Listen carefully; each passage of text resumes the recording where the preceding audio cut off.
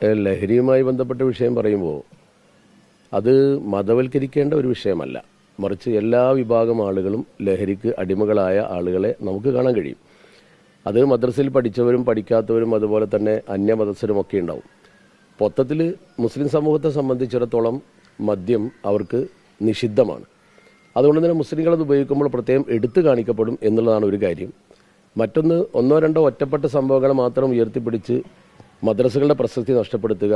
അതുപോലെ തന്നെ അദ്ദേഹം പറഞ്ഞ അദ്ദേഹത്തിൻ്റെ ആ പ്രസംഗത്തിൽ ഞാൻ മനസ്സിലാക്കിയിട്ടുള്ളത് മദ്രസാ പഠനം ശോഷിച്ചു പോകുന്നു, അത് കേവലം സ്കൂളിൽ മാത്രം ഒതുങ്ങുന്നു, അതുപോലെ തന്നെ പണ്ഡിതന്മാരുടെ വഴലുകളൊക്കെ കേവലം സമ്പത്തിന് വേണ്ടി മാത്രമാകുന്നു എന്നിത്യാദി ചില പരാമർശങ്ങൾ എന്തുദ്ദേശിച്ചാണ് അദ്ദേഹം പറഞ്ഞത് എനിക്കറിയില്ല.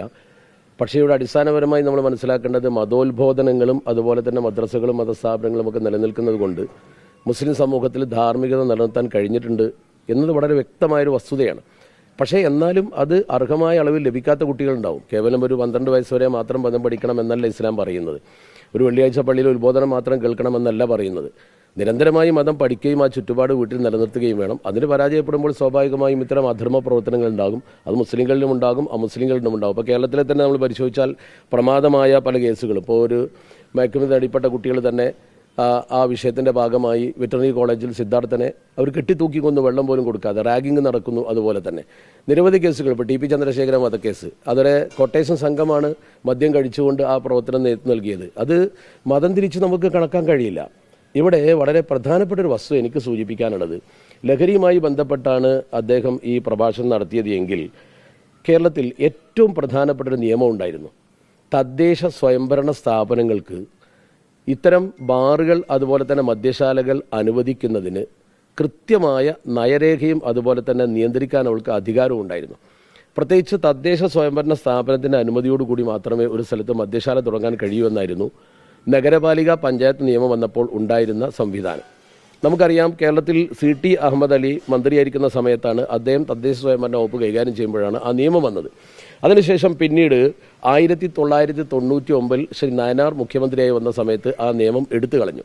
അതിനുശേഷം പിന്നീട് 2012 VM സുധീരൻ്റെ ശക്തമായ സമരം, അതുപോലെ തന്നെ E.T. മുഹമ്മദ് ബഷീർ, കുഞ്ഞാലിക്കുട്ടി സാഹിബ് തുടങ്ങിയ ആളുകളൊക്കെ കൂടി വളരെ ശക്തമായി സമ്മർദ്ദം ചെലുത്തി വീണ്ടും ആ നിയമം തിരിച്ചു കൊണ്ടുവന്നു.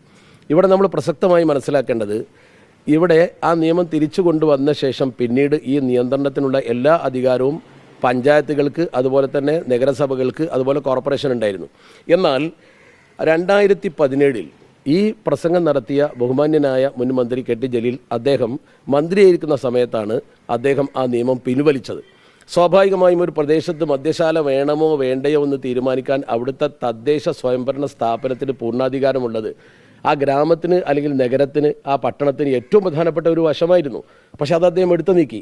ഇത് ഞാൻ അദ്ദേഹത്തെക്കുറിച്ച് ആരോപിക്കുകയില്ല. മലപ്പുറത്ത് ഇപ്പോഴും ദീർഘസമരം നടത്തിക്കൊണ്ടിരിക്കുന്ന ഇയച്ചേരി കുഞ്ഞികൃഷ്ണൻ മാഷ് അവർ പ്രസിദ്ധീകരിച്ച ലഘുലേഖയുണ്ട്. ആ ലഘുലേഖയിൽ അദ്ദേഹം പറഞ്ഞൊരു കാര്യം കൂടിയുണ്ട്. വിശുദ്ധ റമദാനിലാണ് മന്ത്രി ഈ നിയമം എടുത്തു നീക്കിയത് എന്നുകൂടി അദ്ദേഹം പറഞ്ഞു. അപ്പോൾ ഇതിന് ഉത്തരവാദി ആരാണ്? ഇത് വ്യാപകമാകാൻ ഉത്തരവാദി ആരാണെന്ന് പരിശോധിക്കുക. ഉമ്മൻചാണ്ടി ഇവിടെ ഇറങ്ങുന്ന സമയത്ത് 29 ബാറുകളെ കേരളത്തിലുണ്ടായിരുന്നുള്ളൂ. നേരെ മറിച്ച് ഇപ്പോൾ കേരളത്തിൽ 1000-ഓളം ബാറുകളായി, 1000-ലധികം ബാറുകളായി.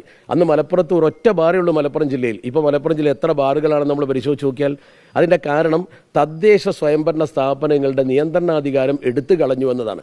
ആ നിയന്ത്രണാധികാരം എടുത്തു കളഞ്ഞ ആൾ ഇദ്ദേഹമാണ്.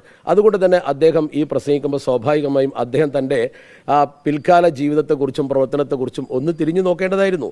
മാത്രമല്ല, ഇതേ പ്രകാരം തന്നെ വിശ്വാസരാഹിത്യം സമൂഹത്തിൽ വരുത്തത്തക്ക വിധത്തിൽ സ്വർഗത്തെക്കുറിച്ച് അദ്ദേഹത്തിന് ഒരു പരാമർശമുണ്ടായിരുന്നു. ആർക്കും സ്വർഗത്തിൽ പോകാമെന്ന രീതിയിൽ ഒരു മതവും അതിനോട് യോജിക്കുന്നില്ല, പ്രത്യേകിച്ച് ഇസ്ലാം മതം ഒട്ടും യോജിക്കുന്നില്ല അതിനോട്. ആ രീതിയിലുള്ള പരാമർശങ്ങളൊക്കെ നടത്തുമ്പോൾ സ്വാഭാവികമായും ഒരു വിശ്വാസരാഹിത്യത്തിലേക്ക് സമൂഹത്തെ കൊണ്ടുപോകുന്നതിന് അത് ഉപകരിച്ചിട്ടുണ്ടോ എന്നുകൂടി പരിശോധിക്കേണ്ടതാണ് എന്നാണ് സാന്ദർഭികമായി എനിക്ക് സൂചിപ്പിക്കാനുള്ളത്.